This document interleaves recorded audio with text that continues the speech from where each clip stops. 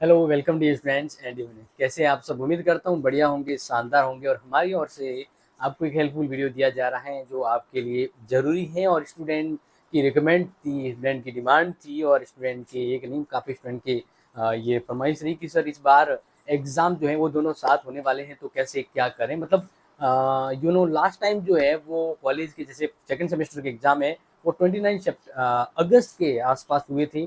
तो इस बार तो और डिले हो सकता है। मतलब हो सकता है कि अगस्त एंड और सितंबर में एग्जाम हो। तो सितंबर से एक एग्जाम है जिसकी तैयारी लगभग आप सभी कर रहे हैं। यस, बात करें फोर्थ ग्रेड की, तो अब दोनों ही एग्जाम इंपॉर्टेंट है, दोनों ही एग्जाम इंपॉर्टेंट है। बट यहाँ पर अगर आप उस टारगेट को अचीव करने के लिए सही प्लानिंग के साथ नहीं चलते हैं तो कहीं ना कहीं आपको कुछ कमियां फील करनी पड़ सकती है। मैं यहाँ पर आपको दोनों ही सही तरीके से करने की कुछ हेल्पफुल गाइडेंस यहाँ पर बताने जा रहा हूँ। क्योंकि देखो, आप सभी को ये पता है कि कॉलेज एग्जाम जो है वो इसलिए जरूरी है क्योंकि इसकी आपकी ग्रेजुएशन कंप्लीट होगी और इसके बाद बहुत सारी अपॉर्चुनिटी होती है। और ग्रेजुएशन के बाद जॉब के लिए भी आप कैपेबल हो जाते हैं। तो ग्रेजुएशन पार्ट ऑफ लाइफ कह सकते हैं। लेकिन इसी के साथ हम बात करते हैं फोर्थ ग्रेड की। तो फोर्थ ग्रेड के एग्जाम अभी अगर आप पास हो जाते हैं तो डायरेक्ट गवर्नमेंट जॉब की एग्जाम, मतलब गवर्नमेंट जॉब मिल जाएगी। तो दोनों ही जरूरी है। लेकिन देखो, ऐसा है कि फोर्थ ग्रेड में 18 लाख फॉर्म भरे गए हैं और लेना सिलेक्शन करना है 50,000 का। तो इसलिए ये थोड़ा टफ कंपटीशन है। और कॉलेज एग्जाम तो सिर्फ पास करना होता है तो आप सभी हो जाओगे। अगर तैयारी करोगे तो पास तो हो जाओगे, कॉलेज एग्जाम पास तो हो जाओगे। अब इसकी कोई श्योरिटी नहीं है। लेकिन ऐसा किस प्रकार का प्लान बनाए कि दोनों को गोल को हम लेकर चलें, क्योंकि जरूरी भी है। तो यहीं पर मैं बात करता हूं कि क्या किया जाए। तो देखिए, सबसे बड़ी बात तो पहले हम ये देखते हैं कि दोनों में इशू क्या है। हम रणनीति भी बात, स्ट्रेटजी भी बात करते हैं। तो सबसे पहले ये दोनों एग्जाम है, इसमें ऐसे क्या है प्रॉब्लम जो फेस करनी पड़ सकती है। तो देखिए, पहला यहाँ पर हम जैसे बात करें तो आप ध्यान रखिएगा कि सब्जेक्टिव जो कॉलेज एग्जाम है वो सब्जेक्टिव एग्जाम होता है, मतलब थ्योरी वाला एग्जाम होता है, लिखना पड़ता है। जबकि वही सितंबर में जो दूसरा एग्जाम है वो एग्जाम ऑब्जेक्टिव होगा। ऑब्जेक्टिव यानी अवश्य वाले, जहां आपको करेक्ट ऑप्शन को चूज करना है। तो पहले तो प्रैक्टिकल प्रॉब्लम ये है कि एक में लिखना है और एक में सिर्फ आपको ऑप्शन को राइट करना है। तो तैयारी आपकी जबरदस्त होनी चाहिए, दिमाग बड़े शानदार तरीके से आपका रन करना चाहिए, क्योंकि दोनों अलग अलग मोड पर काम करते हैं। दूसरा, कॉलेज एग्जाम है वो 10 से 15 दिन चलते हैं, तो लंबी प्लानिंग भी होती है। जबकि फोर्थ ग्रेड एग्जाम है जैसे, वैसे तो 4 दिन चलेंगे, लेकिन जिसका एक व्यक्ति का एग्जाम है तो वो एक ही दिन होगा, यानी वन डे एग्जाम है। तो ये वन डे का गेम है और इसके लिए तैयारी काफ़ी पहले से होती है। और कॉलेज के एग्जाम की बात करी तो 10 to 15 डे है, तो इसके बीच में भी टाइम मिल जाता है। लेकिन तरीके क्या हो तो वो बात करेंगे। तो ये एक इशू हो गया। फिर है रिवीजन। देखो, कॉलेज एग्जाम में जब आप पढ़ते हैं तो उस चैप्टर का वापस रिवीजन करना होता है, ठीक है ना। रिवीजन जरूरी है। जबकि फोर्थ ग्रेड एग्जाम है उसमें रिवीजन तो है ही, बट प्रैक्टिस पर ज्यादा ध्यान देना होता है। प्रैक्टिस जितना आप बेहतर करोगे उतने ही बेहतर समझ सकते हो। और इसके साथ इन दोनों को मिलाकर एक जो इश्यूज होता है और वो होता है टाइम मैनेजमेंट, कि किसे कितना टाइम दे और कैसे दें। तो अब आप समझ चुके होंगे कि मैं किस पे बारे बात कर रहा हूँ। और यस, ये अपने दोस्तों को जरूर बता देना इस बारे में, ताकि उसको गाइडेंस मिल सके, कॉलेज से भी पीछे न रहे और फोर्थ ग्रेड के अकॉर्डिंग भी अपने उद्देश्य टारगेट को पूरा कर सके। तो देखिए, अब बात करते हैं कि कुछ ट्रिक्स के साथ। पहले देखिए 5 पॉइंट देखिए। पहला, सिलेबस समझना है। पहले सिलेबस समझना है दोनों का। आपका कॉलेज के एग्जाम के हैं तो वो सिलेबस देखिए, फोर्थ ग्रेड का सिलेबस। अब आपको कुछ ऐसे टॉपिक्स होंगे, ऐसे सब्जेक्ट होंगे जो कॉमन मिलेंगे, तो कॉमन टॉपिक अलग कर दीजिए, वो आपका टाइम बच जाएगा और एक साथ दोनों ही तैयारी हो जाएगी, ठीक है। दूसरा, कॉमन सब्जेक्ट टॉपिक्स पर फोकस करें। हाँ, ये भी बहुत जरूरी है कि जो कॉमन टॉपिक है उसको जल्दी कवर कर लें, ताकि फिर वो अलग अलग टॉपिक होंगे उसको आप कर लेंगे।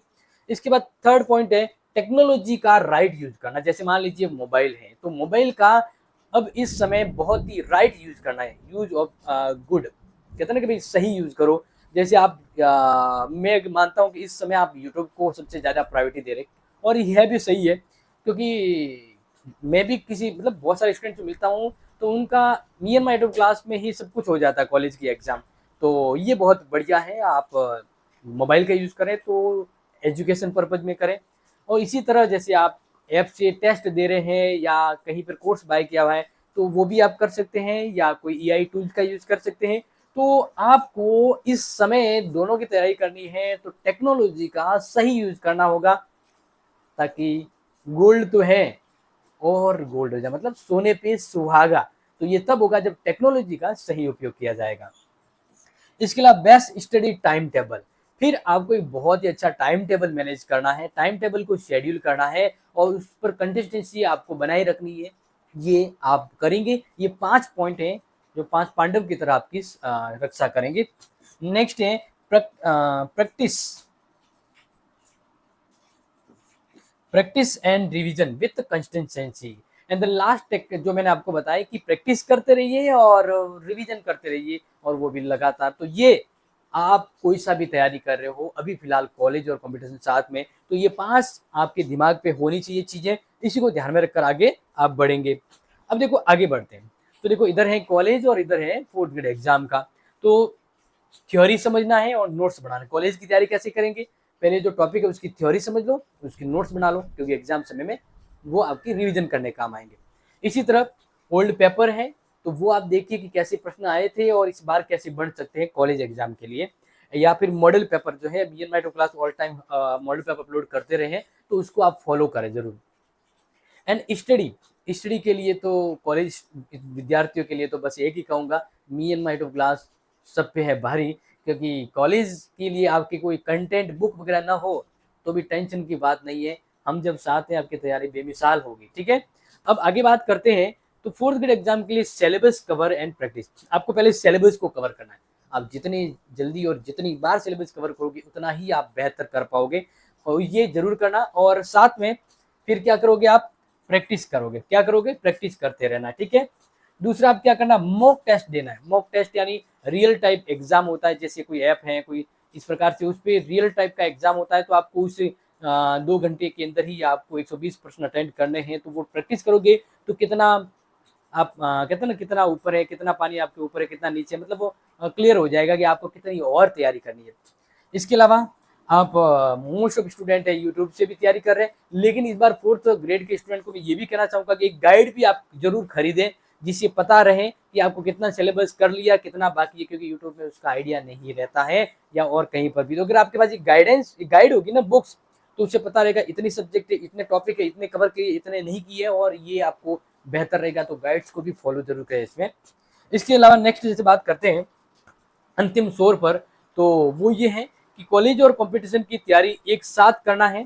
तो इसके लिए अभी फिलहाल अभी जो आप जैसे सितंबर का गोल जो कर रहे हैं, यानी टारगेट जो है वो आपका सितंबर है, तो इसके लिए 3C5G 3C5G मतलब 3 घंटे तो आपको कॉलेज को देना है रेगुलर रोज, 5 घंटे आपको कंपटीशन की तैयारी पर देना है रेगुलर और रोज। ध्यान है, समझ में आ रहा है कि नहीं आ रहा है, यानी 3 घंटे कॉलेज को दीजिए, रोज 3 घंटे कॉलेज की पढ़ाई करना है, और 5 घंटे 4th ग्रेड की, यानी टोटल 8 घंटे आपको पढ़ना है। ठीक है ना, ये ध्यान रख लीजिएगा। और इसी तरह से आपको अपना टाइम टेबल भी बनाना है। ऐसा टाइम टेबल बनाए, टाइम टेबल बहुत सारे अलग अलग आप अपने अकॉर्डिंग बनाए, बट उसमें मैंने आपको ये बता दिया है कि 3 घंटे तो आप मिनिमम 3 घंटे कॉलेज को दें, और 5 घंटे आप कंपटीशन की तैयारी को दें। इसके अलावा आप जितना एक्स्ट्रा कर सकते हैं, जितना और टाइम खींच सकते हैं खींचें, लेकिन मैं मानता हूं कि 8 घंटे भी बेहतर होते हैं जब तक एग्जाम बिल्कुल सर पर न हो।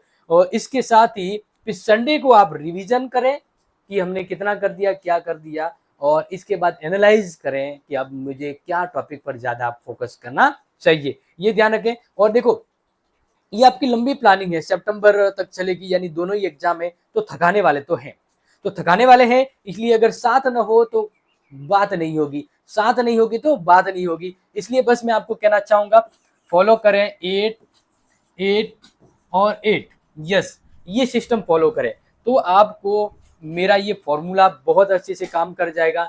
यानी 8 घंटे तो क्या करना है, ये घंटे हैं, ये क्या है, सब तीनों ही घंटे हैं, क्योंकि 8 8 घंटे मिलाकर कितना होता है अपना 24 घंटे का शेड्यूल होता है, कितना होता है 24 घंटे का होता है। तो इस तरह से 8 घंटे तो आपको क्या करना है, सोना है। अगर माइंड फ्री होगा, मॉनिटर अच्छे से वर्क करेगा, तो काम भी बेहतर होगा। फिर 8 घंटे आप कोई भी अदर वर्क करिए, खाना पीना धोना खेलना वगैरह जो भी है, वो 8 घंटे आप उन सब काम को करिए। ठीक है, पीछे जो 8 घंटे हैं उसमें आपको ओनली स्टडी करना है। ये शेड्यूल आप तब तक फॉलो करें जब तक कि आप अपने उद्देश्य तक न पहुंचे, और बहुत ही अमेजिंग है। 888 याद रखिएगा और इसको फॉलो कीजिएगा। और हकीकत में मैंने इसको अप्लाइड किया है और ये आपको अब समर्पित कर रहा हूँ, तो अपने दोस्तों को जरूर बताएं और इसका फायदा सभी को मिलना चाहिए, इसलिए इसको शेयर करें। मिलता हूँ आपसे अगली शानदार इंपोर्टेंट क्लास में। आप सबके लिए तब तक के लिए take care, share this video, love this video. जय हिंद, जय भारत।